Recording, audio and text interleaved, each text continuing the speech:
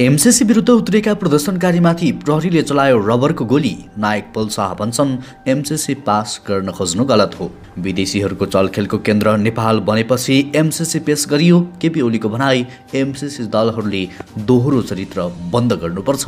गगन थापाको भनाई रणभूमि बन्यो बानेश्वर क्षेत्र।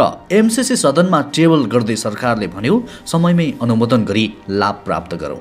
एमसीसी सम्झौता टेबल हुनु आपत्तिजनक। भीम रावलको भनाई सरकारले विवाद बीच टेबल गर्यो, हामी विपक्षमा उभिन्छौँ। दाहालको भनाई एमसीसी संसदको सम्पत्ति भयो, अब बल सांसदहरूको कोर्टमा। मन्त्री झाँक्रीको भनाई लगायतका आज दिनभरका केही महत्त्वपूर्ण र एमसीसी विशेष अपडेटहरू आजको यस समाचारमा। दर्शकवृन्द नमस्कार, चुलबुले मिडिया.com को न्युज अपडेटमा तपाईलाई हार्दिक स्वागत छ। आज पनि केही चर्चामा रहेका महत्त्वपूर्ण समाचारको साथमा हामी उपस्थित भइसकेका छौँ। पुरा समाचार अत्यन्तै धेरै महत्त्वपूर्ण भएकाले अन्तिमसम्म हेरी समाचारलाई एक लाइक गर्न, एक कमेन्ट गर्न र हाम्रो हौसला स्वरूप एक सेयर गर्न नबिर्सिनुहोला। समाचारको सुरुमा गोली चलेको प्रसङ्ग।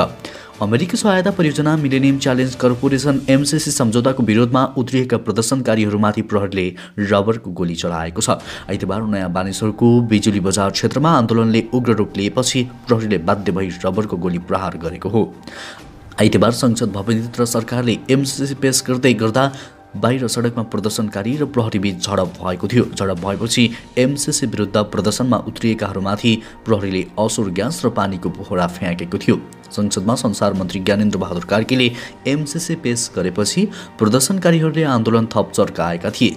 चर्किँदै गएको आन्दोलनले उग्र रूप लिएपछि प्रहरीले रबरको गोली प्रहार गरेको हो। प्रदर्शनमा सत्तारूढ माओवादी केन्द्र, नेकपा एकीकृत समाजवादी लगायतका विभिन्न राजनीतिक दलका नेता तथा कार्यकर्ता र नागरिकहरू पनि सहभागी रहेका छन्। अमेरिकी सहयोग परियोजना एमसीसीको विरोधमा प्रदर्शन हुने भएपछि आइतबार बिहानदेखि नै बानेश्वर क्षेत्रमा सुरक्षाकर्मीको बाक्लो उपस्थिति रहेको थियो। सत्तारूढ नेकपा माओवादी केन्द्र र एकीकृत समाजवादीका भातृ संगठनहरूले संसद भवनलाई केन्द्रित गरी नयाँ बानेश्वर क्षेत्रमा विरोध कार्यक्रम राखेका थिए। तर प्रदर्शन सुरु हुँदा नहुँदै सत्तारूढ दलका 4 दलका शीर्ष नेताहरूबीच एमसीसी संसदमा टेबल गर्ने सहमति भएको खबर आएपछि एमसीसी विरोध प्रदर्शनहरूले उग्र रूप लिएको थियो। प्रदर्शनकारीहरूले बानेश्वरका चौडा सडक भरिँदै गर्दा दुई किनारामा भएका सटरहरू धमाधम बन्द भए। प्रदर्शनकारीहरूले एमसीसी मुर्दाबादको नारा मात्र लगाएनन्, निषेधित क्षेत्र तोडफोड गर्न प्रयास समेत गर्न थाले। प्रदर्शनकारीले संसद भवन बानेश्वरतर्फ अघि नबढुन् भनेर एभरेस्ट होटल अगाडि नै प्रहरीले तार जाली राखेको थियो। प्रदर्शनकारीहरूले तार जाली तानातान गर्न थाले। केही थान तार जाली खोसेर बिजुली बजार पुर्याए। प्रहरीको नियन्त्रणमा रहेको तार जाली खोस्न नसक्दा प्रदर्शनकारीहरू झन हौसिए। सुरक्षाकर्मीहरूमाथि पानीका बोतल, ढुङ्गामुढा प्रहार गर्न थाले। समूह समूहमा बाँडिएका माओवादी केन्द्र सम्बन्ध प्रदर्शनकारी कतै देउडा खेल्न थाले, कतै जनवादी गीतमा नाच्न थाले। केही प्रदर्शनकारी भने निरन्तर प्रहरीसँग भिडिरहे। नजिकैको संसद भवनमा भने एमसीसी अनुमोदनका लागि टेबल गर्नुअघि नेताले बोलेर विरोध गरे। त्यसपछि अर्थमन्त्रीको तर्फबाट सञ्चार तथा सूचना प्रविधि मन्त्री ज्ञानेन्द्र बहादुर कार्कीले एमसीसी अनुमोदनका लागि प्रस्ताव पेश गर्दा सत्तारूढ माओवादी केन्द्र केही सांसद उठेर विरोध गरे, केही मौन बसे। दर्शकवृन्द, एमसीसी पास हुनुहुँदैन, यो राष्ट्रघाती सम्झौता हो भन्ने सबैजनाले कमेन्टमा नो एमसीसी भनेर कमेन्ट गर्नुहोला। त्यसै गरी अब अर्को समाचार। नेकपा एमालेका अध्यक्ष केपी शर्मा ओलीले विदेशीहरूको चलखेलको केन्द्र नेपाल बनेपछि बल्ल अमेरिकी सहायता परियोजना एमसीसी सम्झौता संसदमा पेश गरिएको बताएका छन्। प्रतिनिधि सभाको बैठक लगत्तै सांसदहरूसँग अन्तर्क्रिया गरेका ओलीले अझै पनि सत्तारूढ गठबन्धन द्वन्द्व बढाउने पक्षमा देखिएको बताए। दुईवटा सभामुख फेरिए तर टेबल भएन। जब विदेशीहरूको चलखेलको केन्द्र बन्यो नेपाल, त्यसपछि विदेशीहरूले नेपालको विषयलाई लिएर भनावैरी गर्न थाले। सडकमा नागरिकहरूबीच झडपको अवस्था भएपछि बल्ल ल्याइयो। ओलीको भनाइ उद्धृत गर्दै एक सांसदले भने, ओलीले आफू भने द्वन्द्व बढाउने पक्षमा नरहेको स्पष्ट पारे। हामी द्वन्द्व बढाउने पक्षमा छैनौँ, शान्तिपूर्ण निकासको पक्षमा छौँ। ओलीको भनाइ उद्धृत गर्दै ती सांसदले भने। तर हाल एमाले संसदीय प्रक्रियाबाटै विमुख भएकाले एमसीसी बारे कुरा राख्न नपाएको ओलीले बताए। यदि संसदीय प्रक्रियामा हामीले भाग लिन पायौँ भने एउटा स्ट्यान्ड हुन्छ, ओलीले भनेका थिए। त्यसैगरी अब पल शाहको प्रसङ्ग। नायक पल शाहले देश विकास गर्न कुनै पनि विदेशीको सहयोग नचाहिने भन्दै एमसीसी पास गर्न खोज्नु गलत भएको बताएका छन्। हिजो शनिबार प्राइम टाइम्स टेलिभिजनको कार्यक्रममा बोल्दै उनले यस्तो बताएका हुन्। एमसीसीको पक्ष वा विपक्षमा तपाईँ भन्ने पत्रकार ऋषि धमलाको प्रश्नमा उनले भने, नेपाल आफैमा धनी छ, त्यसैले नेपालको विकास गर्न अन्य कुनै पनि देशको सहयोग चाहिँदैन, त्यसैले यो नराम्रो हो। साथै उनले देश विकास गर्ने नाममा कुनै पनि देशको अनुदान नलिँदा राम्रो हुने धारणा राखेका थिए। दर्शकवृन्द, पल शाहको यो अभिव्यक्ति तपाईँलाई कस्तो लाग्यो? कृपया कमेन्टमा सबैजनाले आफ्नो विचार व्यक्त गर्नुहोला। यदि पल शाहको भनाइमा सहमत हुनुहुन्छ भने आई एम विथ पल शाह भनेर कमेन्ट गर्न पनि नबिर्सिनुहोला। त्यसैगरी अब अर्को समाचार। नेपाली काङ्ग्रेसका महामन्त्री गगन थापाले अमेरिकी सहयोग परियोजना एमसीसीमा प्रमुख राजनैतिक दलहरूले दोहोरो चरित्र देखाउन बन्द गर्नुपर्ने बताएका छन्। आइतबार प्रतिनिधि सभा बैठकमा एमसीसी सम्झौता टेबल भएपछि पत्रकारहरूसँग कुराकानी गर्दै उनले फागुन 12 गतिको संसद बैठकमा दलहरू एमसीसीको पक्षमा विपक्षमा उभिनुपर्ने बताएका हुन्। सरकारमा पनि बस्ने, सरकारमा ल्याएको प्रस्तावमा विपक्षमा मतदान गर्दा राजनैतिक नैतिकता, जवाफदेहिताको प्रश्न पनि होला, जनतालाई जवाफ दिने कुरा पनि होला। उनले भने, अब सबैले आफ्नो डबल स्ट्यान्ड छाड्नुपर्छ। पक्षमा हो भने पक्षमा, विपक्षमा हो भने विपक्षमा हो। आधाले विपक्षमा लागे जस्तो गर्ने, आधाले पक्षमा लागे जस्तो गर्ने कुरालाई बन्द गर्नुपर्छ। संसदमा रहेका दलहरूमध्ये नेपाली काङ्ग्रेस बाहेक अरू ठुला दलले एमसीसीको विषयमा भ्रष्ट धारणा सार्वजनिक गरेका छैनन्।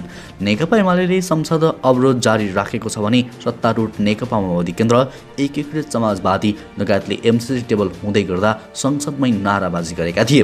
जनता समाजवादी पार्टी, लोकतान्त्रिक समाजवादी पार्टीले पनि एमसीसीबारे आधिकारिक निर्णय सार्वजनिक गरेका छैनन्।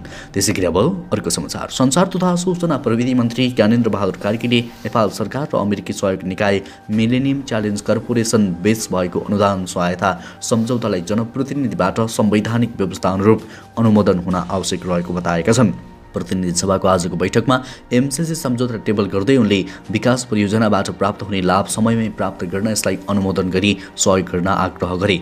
अमेरिकी सहयोग निकायले एमसीसीले नेपाल सरकारलाई 400 केबी क्षमताको विद्युत प्रसारण लाइन निर्माण र देशका विभिन्न स्थानका सडक खण्डहरूको मर्मत सम्भारका लागि अमेरिकी डलर 500 मिलियन अमेरिकी डलर अनुदान सहायताका रूपमा उपलब्ध गराउने विषयसँग सम्बन्धित रहेको उनले सदनलाई जानकारी गराएका छन्। त्यसैगरी अब पुष्पकमल दाहाल प्रचण्डको प्रसङ्ग। सत्तारूढ नेकपामा माओवादी केन्द्रका अध्यक्ष पुष्पकमल दाहालले विवाद र विरोधका बीच संसदमा एमसीसी टेबल भएको बताएका छन्। आइतबार साँझ ट्विट गर्दै अध्यक्ष दाहालले सरकारले विवाद बीच एमसीसी टेबल गरेको बताएका हुन्। दाहालले लेखेका छन्, हाम्रो पार्टी र संसदीय दलले एमसीसीका विपक्षमा उभिने आफ्नो मत पहिले नै स्पष्ट गरिसकेको छ। उनले आफ्नो पार्टी एमसीसीको विपक्षमा उभिने प्रश्न रहेको पनि बताएका छन्।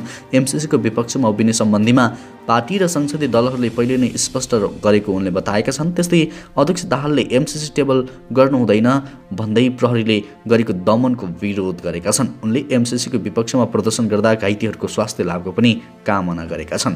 त्यसैगरी अब अर्को समाचार। नेकपा एमालेका अध्यक्ष केपी शर्मा ओलीले समयमै एमसीसी संसदमा नल्याउँदा विदेशी शक्तिहरूको क्रीडास्थल बस्न पुगेको बताएका छन्। नयाँ बानेश्वर स्थित संसद भवनमा एमालेहरूका केही सांसदहरूसँग छलफलको क्रममा ओलीले पहिले नै पारित भएको भए अहिलेको अवस्था सिर्जना नहुने बताएका छन्। विदेशीको क्रीडास्थल भएपछि बल्ल एमसीसी संसदमा आयो। अहिले यस विषयमा अमेरिका, चीन बोल्नुपर्ने अवस्था आयो। एमसीसीको पहिले नै निर्णय गरेको भए अहिलेको अवस्था आउने थिएन। ओलीलाई उद्धृत गर्दै एमालेका प्रमुख सचेतक विशाल भट्टराईले भने, अहिले सडकमा जुन प्रकारको गतिविधि छ पहिले अनुमोदन गरेको भए यो आउने थिएन। अहिले पनि सत्ता र सभामुख द्वन्द्व बढाउन खोजिरहेका छन्। उनले भने, नेकपा एकीकृत समाजवादीकी नेत्री तथा शहरी विकास मन्त्री रामकुमारी झाँक्रीले अमेरिकी सहयोग परियोजना एमसीसी अब संसदको सम्पत्ति भएको बताएकी छन्। आइतबार प्रतिनिधि सभाको बैठकमा एमसीसी सम्झौता टेबल भएपछि सञ्चारकर्मीहरूसँग कुराकानी गर्दै उनले अब संशोधन गर्ने वा नगर्ने सांसदहरूको हातमा रहेको बताएकी हुन्। पार्लियामेन्टको प्रपर्टी भइसक्यो के विषय संशोधन गर्ने वा नगर्ने भन्ने कुरा सांसदहरूको हातमा आयो, अब सांसदहरूको कोचमा आयो। उनले भनिन्, एमसीसी टेबल भएपछि छलफल र संशोधन गर्ने समय रहेको मन्त्री झाँक्रीले बताइन्। संसदको अर्को बैठक फागुन 12 गते बोलाइएको छ। मन्त्री झाँक्रीले संकल्प प्रस्ताव सन्धि सम्बन्धी कानुनका प्रावधान र एमसीसी सम्झौता संशोधन जस्ता विकल्पमा छलफल हुने बताइन्। कम्प्याक्ट पाठमा पनि केही संशोधन हुन सक्छ। सांसदहरूले त्यसको विकल्प खोज्ने काम हुन्छ। यो कुराका लागि सरकारले सहजीकरण गर्नेछ उनले भनिन्।